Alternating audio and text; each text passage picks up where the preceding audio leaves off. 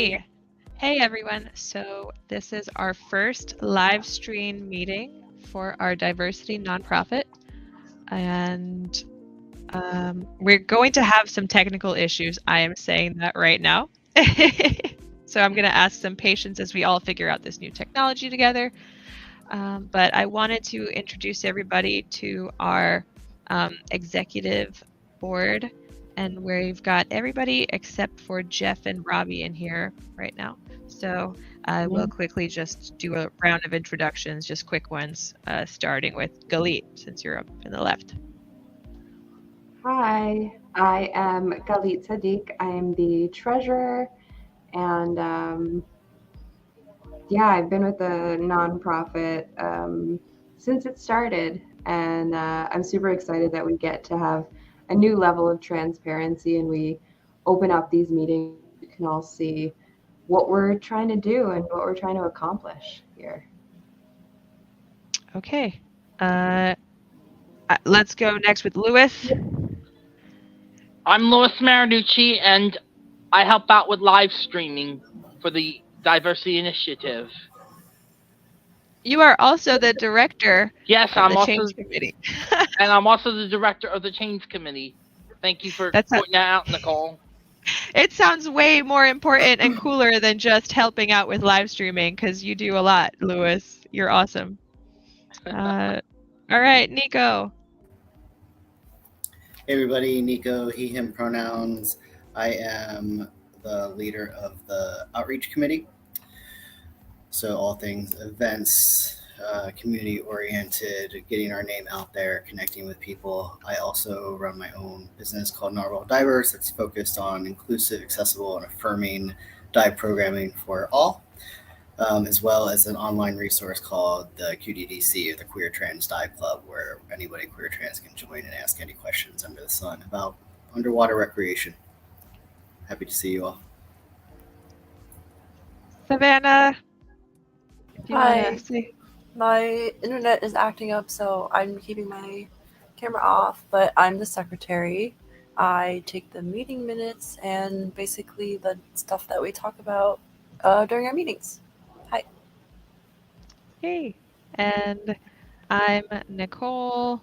I'm the chairperson, and I'm so excited about this live stream. I run Super Dive out of New York, but also we started this live stream initiative. I think Galit and I used to live stream. I used to live stream once upon a time during COVID, and Galit still does. She's a regular. This technology was pretty interesting, and we're going to try it out today and see how it fits. So one cool thing that we have is we have a roll call. So we'll use those introductions as the roll call. So those are passed. And we'll have an agenda overview. So what we're going to do is I'm going to check in and review. We're going to talk about old business. We're going to talk about our bylaws. We're going to talk about the Long Beach Scuba Show that just passed. We're going to talk about new business. We're going to talk about this live stream and live streaming as a verb. And we're going to talk about community pools.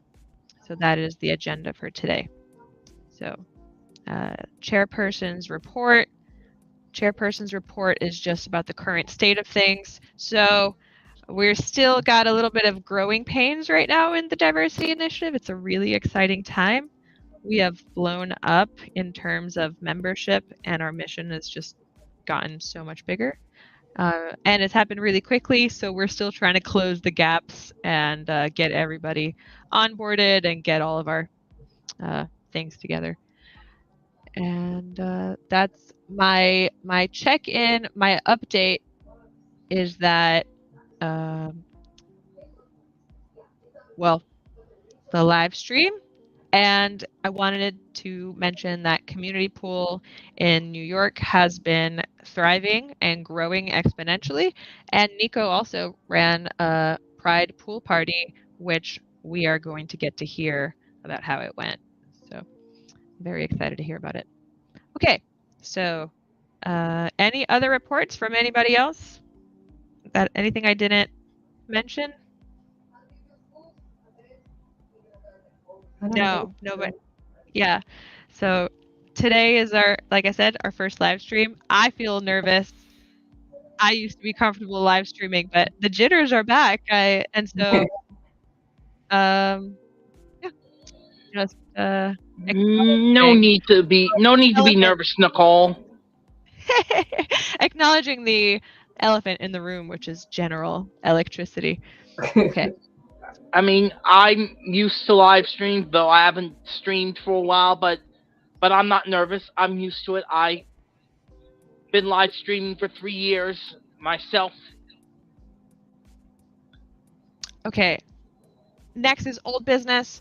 So just a quick follow-up on the timeline for the bylaws and the committee procedures. So those documents are probably going to be available for final review by the executive board on July 15th and probably earlier. And Nico, just checking in about updates about the Long Beach Scuba Show. I know you guys have started a follow-up procedure. How's that going? Do you need anything from me? I know I was going to send you links, but I realized I don't really have any links. I have links. I think the thing that I was waiting on from you is a standardized email or email signatures for all of us. Okay. I actually have that. Jarrell made something. So yeah, I saw that in Slack. I just never got the final version. So, I mean, I can make something up for now. But Galit and I have been in touch with the two most exciting and probably the most beneficial relationships that we got from the Long Beach Scuba Show, which were Buddy app. Kimbo and I have been texting on like a almost daily basis, and Galit has reached out to Wes from Divers-ity, and I am following up today with emails to everybody else that we had talked to. So more to come on that, but super exciting. I think that the Buddy app and Divers-ity will be good connections, and we'll see what other things trickle in from that. Yeah, I'm excited about the Buddy app. I've installed it and started setting up my profile. And as far as the signatures, we have them. Jarrell also has a document about how to implement it because they're super fancy. So I think there's like a step-by-step directions of just how to get your photo in there, because it includes like a headshot of it. I think it's optional, but all right. Moving on to new business, which is we've got 2 points to talk about. The first one is live streaming, and the second one is community pools. So, as a preamble, we established this live stream because we are hip and we are cool, and live streaming is a cool format that allows for a little bit of inclusion and participation. It comes with some pros and it comes with some cons, obviously. But I think the idea was to bring transparency and inclusion to the absolute forefront so that people can actually watch and feel like they're in on it, like they're watching a TV program of change happening in action. And while I was setting this StreamYard up, I was creating all the art stuff. I didn't realize it was hard for me to visualize what it would eventually look like. And then once it was real and once we announced the Facebook event, I don't know. I personally just excited. That's the only word I have. I'm excited and jittery, and I can already see the things that I love and I can already see the things that I hate. So wanted to mention that, and I guess see how you guys feel about the idea of live streaming. Yeah. We'll also we'll also have an off-air debrief at the end of this, so we can just check in today on this meeting. Yeah, I mean, I really do like the idea because it does also allow our audience to get involved and ask us questions and maybe give their feedback on things, just because we are just normally like 7 people, right? We have 7 opinions and 7 minds worth of knowledge, and there are so many others that have opinions and knowledge and can help us in so many ways. And so this gives them an opportunity, first of all, to see who we are and how we operate and join in if they choose to. And also, like, if someone wants to get involved, this is a great way to see, hey, I know these people, I can reach out to them and maybe I can get involved and be a part of this. And I really think that that is what we need as an organization to continue to grow, is we need more hands on deck, because we do have very big goals, and it's important for us to reach them, and we'll need all the help that we can get and all of the input that we can get and all of the contacts and the resources and the knowledge that people watching this might have that we don't have.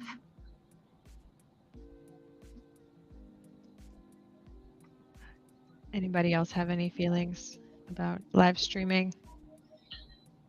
I am totally on board with this, Nicole. I just noticed, Lewis, that you posted a comment from Twitch.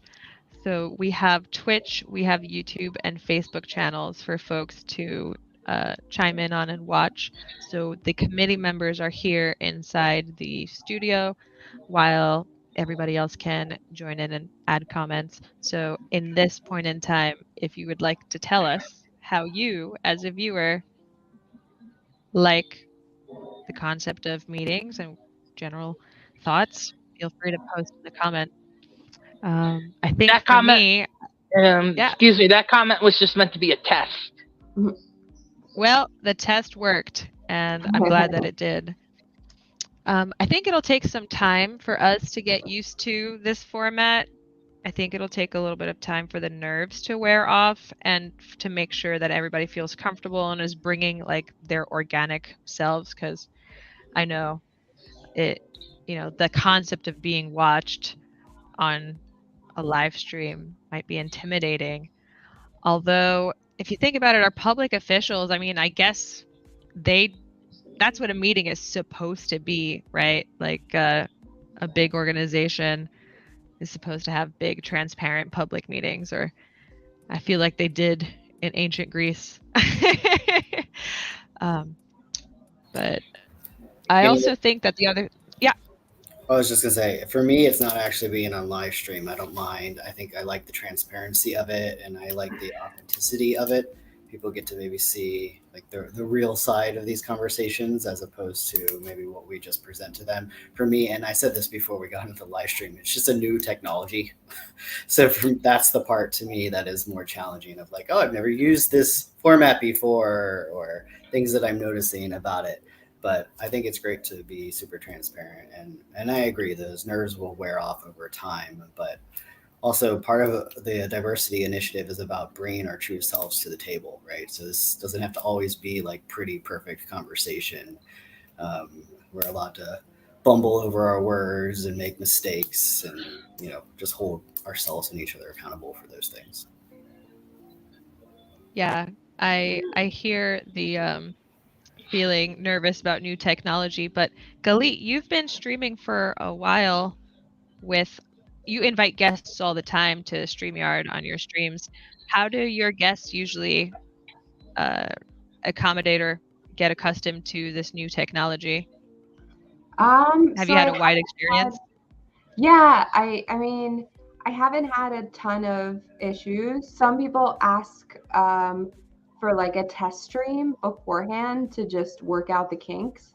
And with all of my guests, I just ask that they arrive 3 minutes early, just like a few minutes early, just so we can like work out the kinks, because there's always, with all technology, there's going to be microphone issues and headphone issues and just internet issues. And I think just understanding that because it's a live stream, we make allowances, right? Like if your internet cuts out and it just ends up being me talking for 20 minutes while you can sign back in, like I'll do that. It's not that big of a deal. And like if people have a problem and log off, then that's okay. And if they don't and they understand, then they stay on for it. Awesome. So it's just kind of like allowing it to go with the flow and just understanding that issues will happen and that's okay. Nicole, Yes.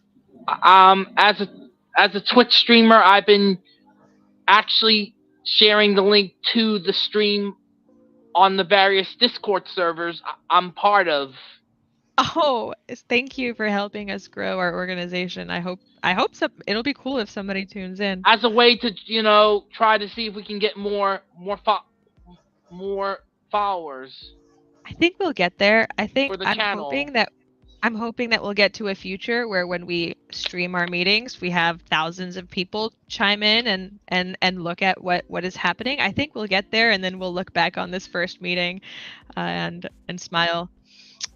I wanted to bring back to the table something that Galit and Nico brought up, which was the concept of making mistakes and making allowances for mistakes and omissions.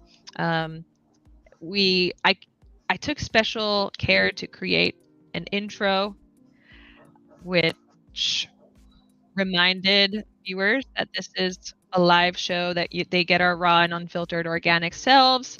And so there's two questions that I have. One question is, what should we beware of the liability and all the legal stuff? And I only say that because I come from a background where there's other nonprofits and they keep everything hush hush. We can't say that on air. We have to carefully curate everything that we say because we're afraid that somebody's going to sue us, or bring up that information about a potential partnership that maybe the other partner doesn't want public, et cetera, et cetera. So question one is, how do we address the liability of being on stream? I think it's always a question, but I think as far as partners go, we can just ask, right? We can ask before whoever their original contact is, when they make contact with us. And also maybe in the future, they will just understand that we are a transparent agency. And we want people that don't just say that they're diverse and inclusive. We want people that are diverse and inclusive. And my feeling is that they wouldn't want to hide that. That wouldn't be something that, oh, I'm working with the diversity initiative, I don't want to tell anyone. And so once they've made that decision to partner with us or become a business ally, I think that we're pretty transparent about being transparent, that their name will be somewhere, right? Like we've offered them for our committed business allies, we've offered a space on our website, a dedicated page to them. And we're really working to promote the people and the businesses that share our vision and our mission and will help us achieve those. So I think in this case, I mean, it's good publicity rather than, negative publicity. And I don't know how I'd feel about working with someone who thought it might be negative publicity. I think part of it too, maybe, is just being really clear with the partners about what these meetings are about. It's not really like the nitty gritty of our partnership relationships will happen in other meetings offline. This will be more of a update of we're building these relationships. We would never air any dirty laundry in this space. And I agree with Galit. If somebody was nervous about us mentioning that we're partnering with the Buddy app on this forum, that would make me hesitant to be a partner with them. So I think that's a good litmus test for us to know where people lie. So I think it's just being clear about what this meeting is about. It's like letting people know what we're doing and how we're moving forward. But a lot of the nitty-gritty details will also be kind of like between the partners and I, or the partners and us, rather. Yeah. Yeah, and I think also just letting businesses know. I think I agree that. Sorry. What to just letting expect. businesses know that. Yeah, I had a little bit of a disconnection. Okay, is Lewis having connection issues? I had a ping, I had a spike. No, Nicole, I'm not. Okay. Okay. Yeah, and I just what about just step out for a bit? When it I was just mentioning partnerships as an example of something that might be sensitive information. What in general do we have any other feelings about legal liability? So like what a lawyer would say, don't, and we can always consult our friend lawyer, but what should there be anything that we should be worried about? Like, I don't know. I feel like the older generation has this feeling of everybody's out to get you. Be careful what you say. Why would you possibly stream your meetings? You can say so many things that people will come and get you for. And I don't know. Just wanted to acknowledge that idea that we should probably check and verify. Yeah, I think it's a good idea. I think if there's ever a we'll get better at this. I think right now I'll say Nico. What were you saying? I think I might have been saying almost the same thing as Galit, but it just in the same way of that if we're ever going to talk about something that feels particularly sensitive or we want more community input, that we should put that on the agenda like pretty far in advance and put that out there so people can show up to the meeting and participate, as opposed to us just having a 7-person conversation about something that might involve many more people. That I feel like that could potentially, have feelings or more impact. So for the like day-to-day business stuff, I think that's fine for us to discuss. But I think if there's like a big topic that we really want community input on, we should put that out like a month in advance and really try to encourage as many people to come and get as much input as possible. Yeah. Okay. That's Galit, were you going to say something? No, that's it. Yeah, I think there's like a parliamentary procedure of having a meeting and then having an executive session after that. So there's like a whole procedure where we vote to bring a particular sensitive issue into an executive session, and we can take that off air. But we'll cross that bridge when we get there. So we chatted quickly about the legal side of things.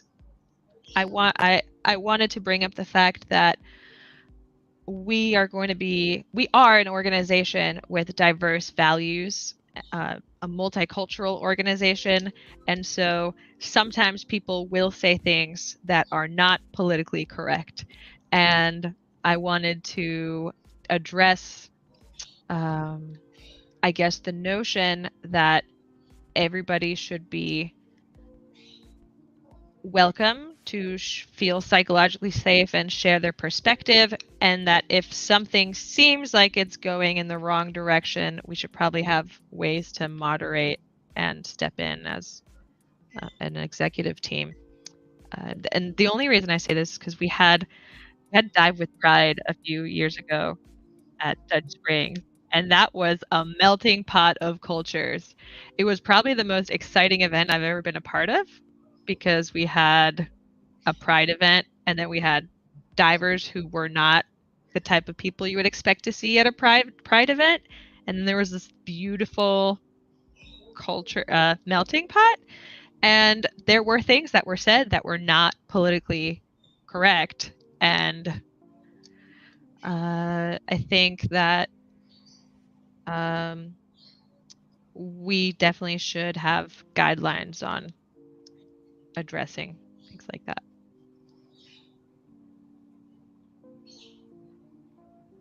because I think that's where the value really comes in of having this wonderful. We're here to build bridges, right? So Yeah, and I think it's important to let this kind of be a safe space for people to ask questions and for us to answer them in and educate, right? So maybe somebody doesn't know that what they're asking or what they've said isn't okay. And so this is a great place for us being kind of people that can say why or why not that question should be asked, or even be able to answer the question that someone has been holding in because they're afraid to ask. Because I think that's a lot of, you know, when we went to the Long Beach Scuba Show, we did hear that, where people want to do better. They just don't know how, and they don't know, and they're scared to ask, and they want somebody to ask it of. So if we can be the people, I feel really good about that. Yeah. I definitely will say things that are not the best. I, as a cis white woman, will definitely have to be corrected at times, or, you know, have to keep myself quiet. But I hope that we can, at least through the comments, capture as many perspectives as possible. And also, I hope that we can create a culture of psychological safety and feel comfortable apologizing and owning up to when something could have been better, and that there's, you know, I don't know, I just hope we do a good job. Well, I think the hard thing with this is that there's no one size fits all to, you know, when these situations arise. But I think the important part is that we're all invested in this idea that we want to hold a safe space for people to talk about these issues, to move our communities forward.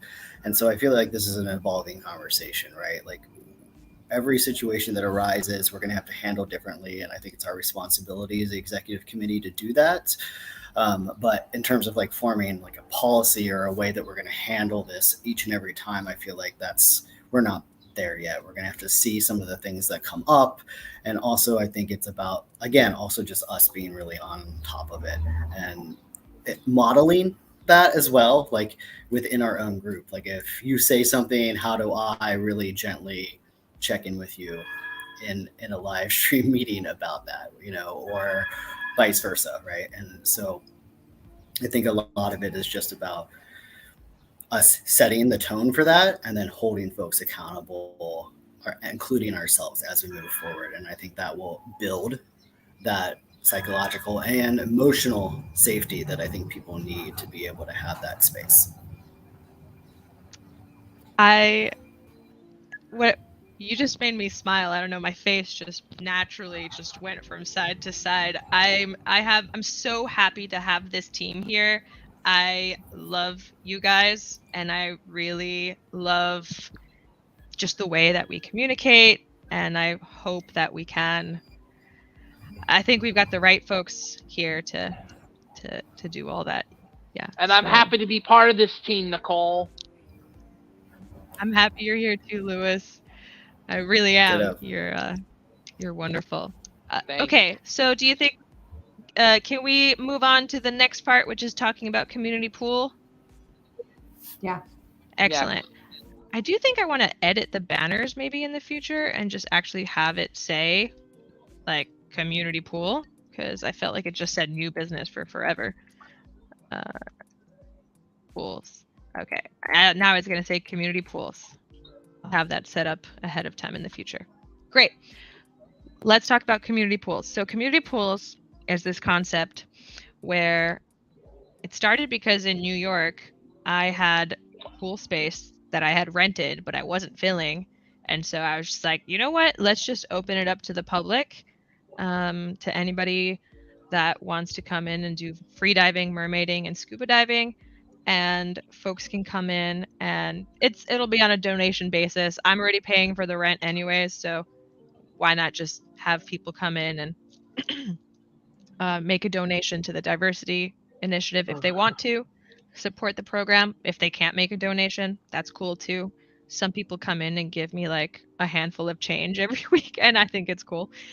And it's wonderful because it's really hard to find pool space that will allow underwater recreation in New York City, and I'm sure in a lot of other places. I know in the Mer People documentary, there was a part in the first episode where Mermaid Sparkles was talking about like, yeah, this one pool lets us sit in the corner during like aerobics class. I was like, yeah, well, folks in New York, they have to drive 2 hours because we've got our pool on Fridays and then there's another one in Rhode Island. So, whoa, underwater spaces need to be more accessible for underwater recreation. I know there are public pools, but not every public pool will allow you to bring either your fins or your monofin, and or a scuba tank. So hopefully we can make space for new community pools. It also involves a lot of addressing the other issues involving liability and making sure you have proper supervision, because nobody's trained to supervise apnea properly. So a lot of things to unpack. For today, we're going to keep things simple, and we're going to talk about Nico's Pride Pool Party. I know that that's not exactly community pool, but it's community pool related. Excuse me, Nicole, before we let Nico chime in, let me bring up the issue. There's hardly any pools in Philadelphia that allow that. Heck, even the YMCA I used to work for, yes, they do allow teaching of scuba classes, but and someone I knew who used to work there, who doesn't anymore, had a mermaid tail, and she was allowed to bring it up. I think most of the Ys for the vicinity I used to work for don't allow mermaid tails for safety reasons, and the majority of the pools here in Philadelphia also do not allow mermaid tails for safety reasons. Yeah, and that needs to change. That definitely needs to change.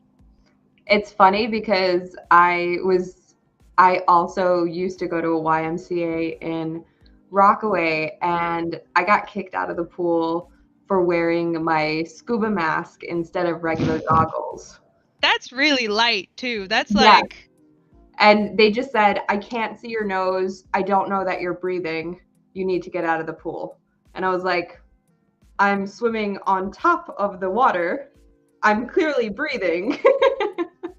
But yeah, I got kicked out of the pool. So I guess just it's really good to be able to have a place where people can come and practice their skills in a safe environment. And I think that having community pools around the country and eventually around the world will help that.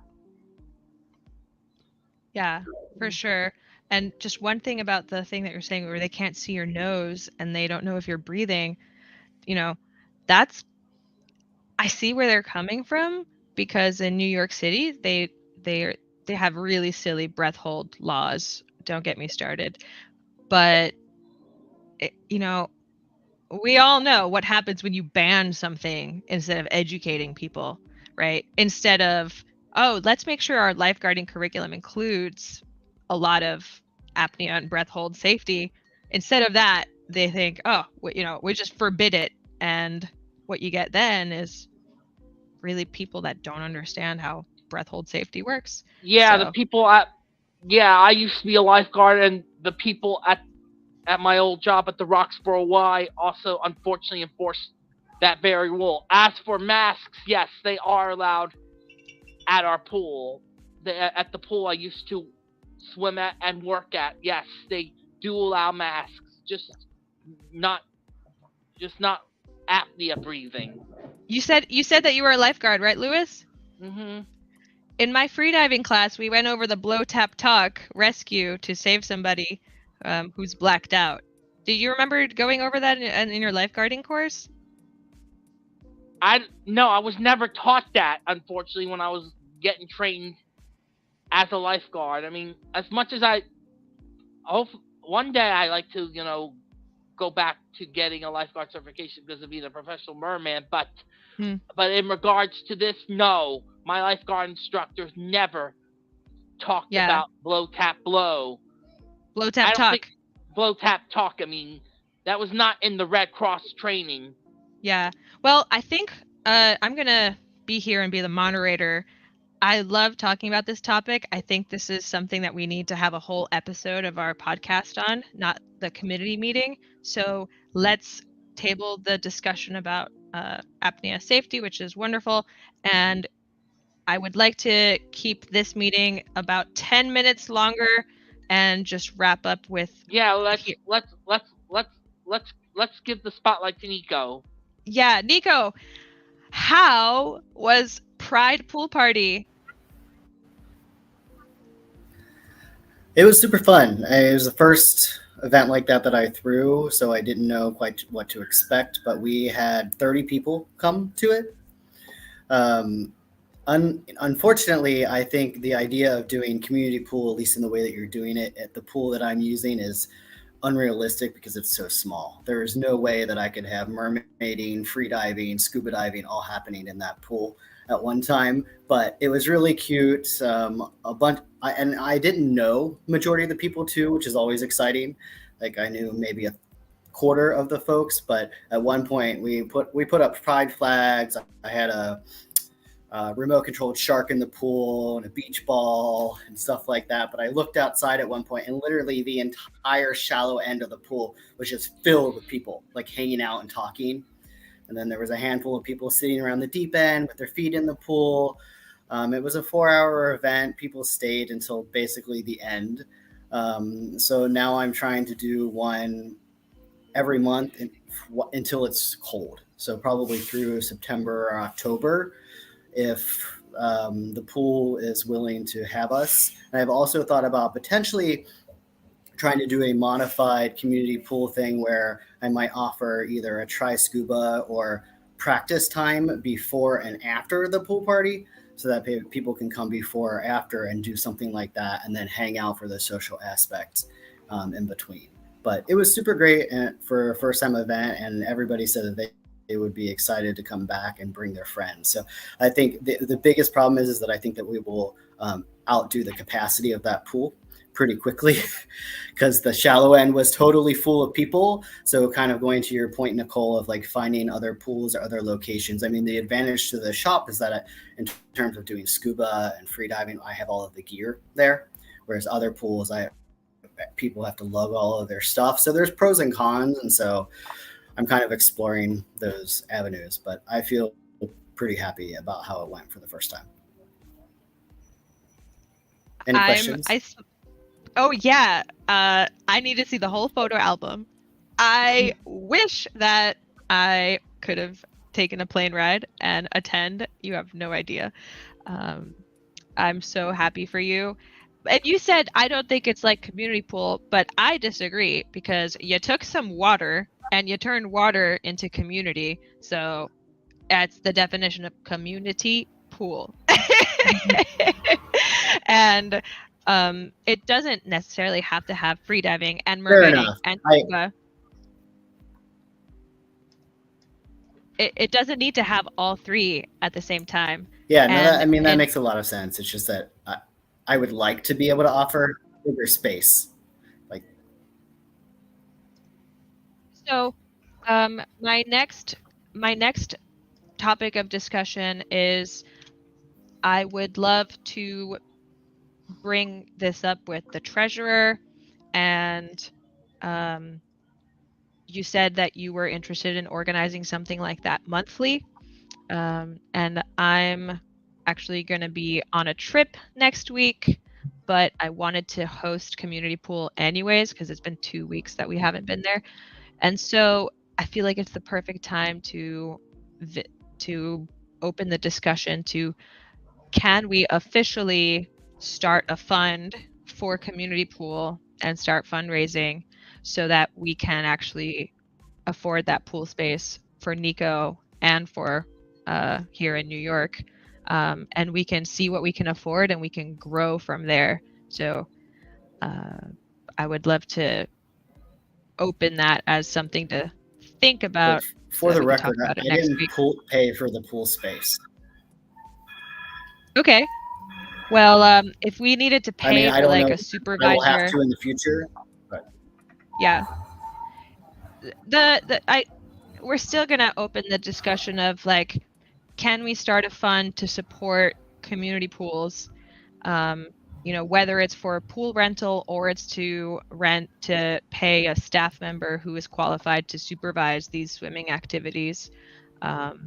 So let's talk about that next week, because Nico, you're doing something amazing.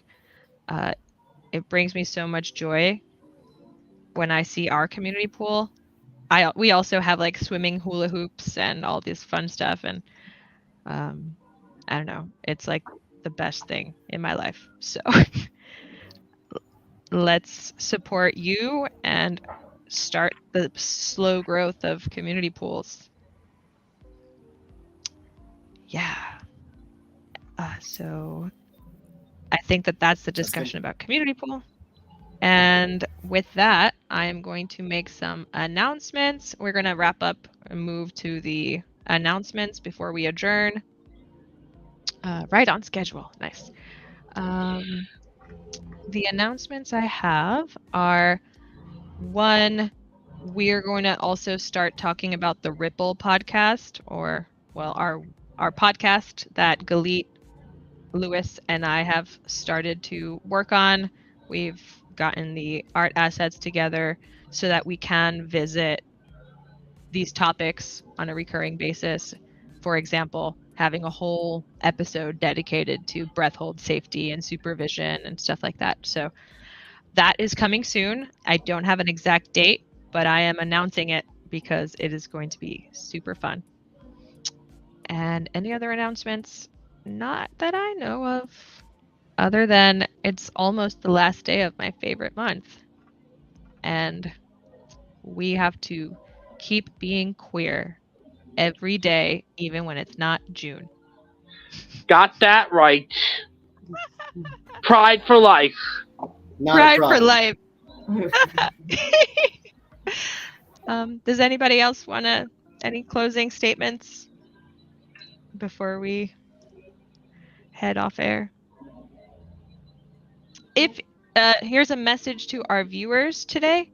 If you watched today, or if you're watching this from the future, please send us a comment. Write a comment and tell us what you think. Just say that you're here and say hello. Let's start the conversation and make these meetings feel alive. Okay. That's it? Okay. All right. Cool. So we're going to vote by doing a thumbs up to our screen. Savannah, I don't know how, maybe, We have to come up with a different signal than thumbs up. That's the universal, up for divers. Oh, I'm out. I'm out. Bad idea. I'm out. Or the okay signal, as I'm doing. Yeah. Maybe okay signal. But actually, the other announcement is that we do have a whole sesh technology thing. I know it's extra technology, but it might just work. Let's test it out next time to see if the sesh, that's like a whole voting thing that can be on screen. We'll see. I don't know. All right. So right now, just vocal ayes. Guys, we're going to adjourn this meeting. Aye. All right. Meeting has been adjourned. Thank you for coming to the first live stream meeting of the Divers-ity Initiative.